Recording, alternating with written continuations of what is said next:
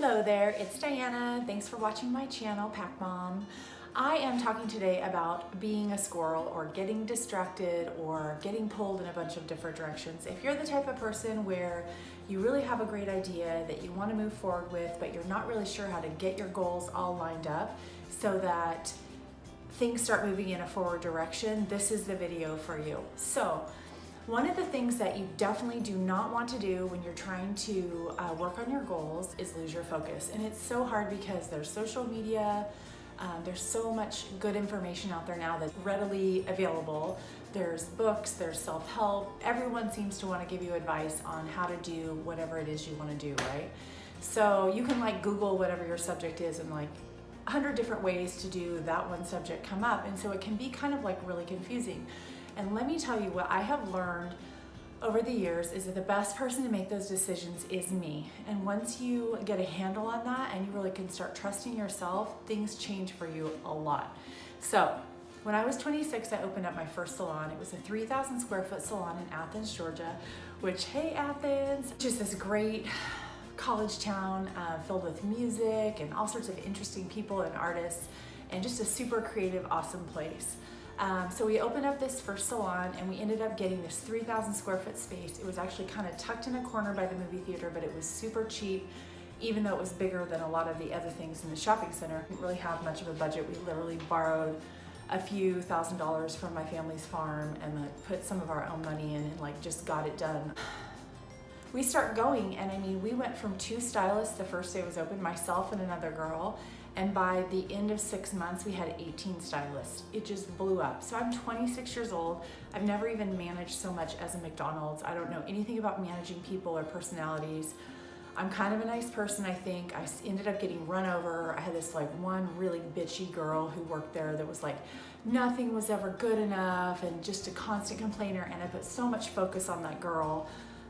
And now that I look back at it, 20 plus years later, I've realized that I wasn't able to appreciate what an awesome thing we had going on there. So the majority of the staff was great.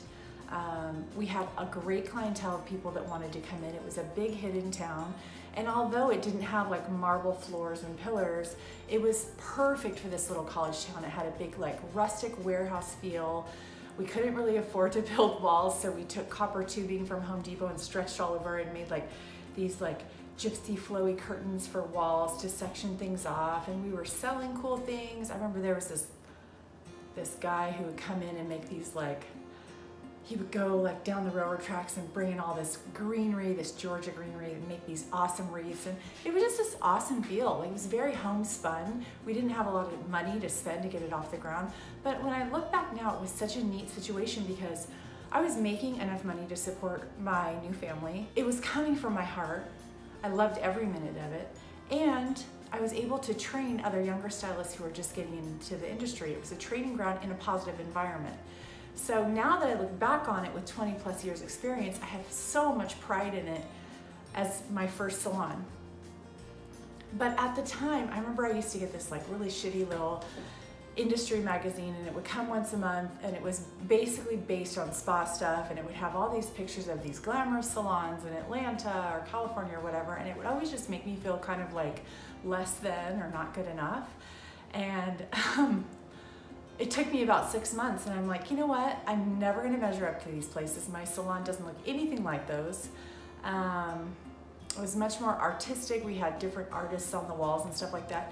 And I just had to come to terms with that being okay, and that we weren't going to be living up to the standards in a magazine. And really, in magazines, they're just trying to sell you stuff anyway. So I just got okay with it, and once I did that and just started recycling that magazine, things got a lot better mentally for me. So what I realized years later, when I was done with that salon and I had built a different salon and I was growing and changing, but with maturity and time in the industry, I realized for me, sometimes good is good enough.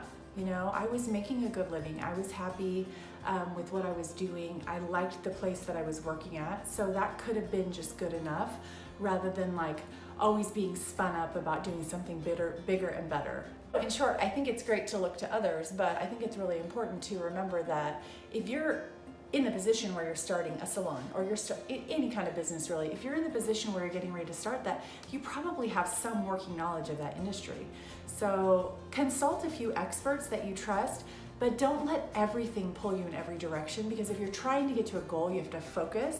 A yearly goal, a monthly goal, a weekly goal, and sometimes even a daily goal. You really have to set your goal and work backwards to what you want, so that you actually are seeing results by doing something little every single day. And I think one of the reasons that we sometimes get so off track is, oh wait, I gotta do this. Oh wait, I gotta do this. Oh wait, and you get so caught up in all the little things that if you're actually just doing something and putting out something, even if it's not perfect, at least you're moving in that direction and growing.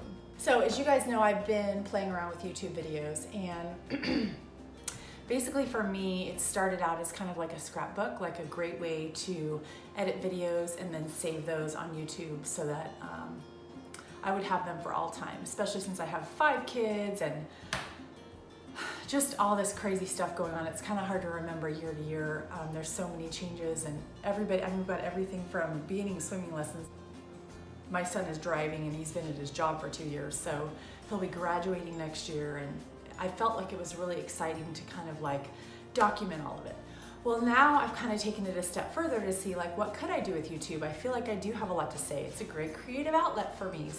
It is really easy when you're looking around at what other people are doing online to start comparing yourself and asking like, should I be doing this? Should I be doing that? Oh, I read this article. Maybe I should do that. And the truth is that the stuff that I'm putting out is not perfect by any means, but I do a little bit every day. Even if it's writing something creative, I'm working that creative muscle every day and not stalling out. And like yesterday, I ended up learning from my kids how to do a trailer, and did this super fun trailer. Basically, if you're doing something, a little something every day, even if you don't get caught up in the fact that it's not totally perfect. I just put out a workout video that is so far from perfect.